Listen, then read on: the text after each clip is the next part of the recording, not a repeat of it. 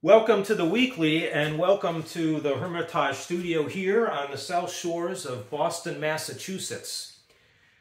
I have not talked about a piece of artwork and some of my theory for how these pieces have emerged in quite some time. And so I wanted to talk about that today with you. And particularly one piece, I'm going to give you an example, and I'm going to turn the camera now and I'm going to show you a piece of artwork that should be listed by the time you see the weekly this weekend. And this is cloud number 33. And this piece is part of what is becoming a much larger collection of pieces that emerged in the winter months here on Wrexham Beach at the Hermitage Studio. The color of the skies are so different in the wintertime here on the eastern seaboard, and I'm creating a whole series of pieces that are really capturing the cloud formations are different and the coloring of the sky. This particular piece, I photograph, the skies, and then I go back in and those photographs inspire me to paint the pieces.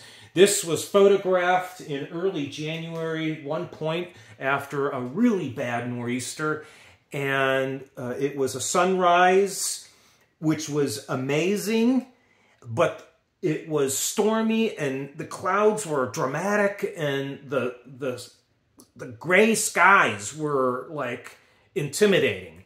And it was competing with this gorgeous sunrise. And so that's what this piece is all about. But something else that's emerging from these pieces that I just so love is the fact that the cloud formation is so abstract that I created a hanging system so that the viewer has the option to see the piece the way they see the piece. And that's almost what abstract, for me, I mean, that's my opinion, but that's what abstract artwork, it's all about. I mean, the old saying, art is in the eyes of the beholder. Well, there's a lot of truth in that saying, in my opinion, and this whole series that is emerging from the wintertime months. I haven't really done much of this concept with my warmer, the stunning blue skies that are produced in the warmer months of the eastern seaboard clouds. But these pieces take on such an abstract feeling, because the clouds and the skies are so dramatic during the winter months. There's so much drama playing out in Mother Nature on the eastern seaboard. And so it allows the viewer to see the piece the way they want to see it. And I have no problem with that as an artist. And really, as an individual, we all see reality in a certain way. I mean, obviously there's a common ground we share.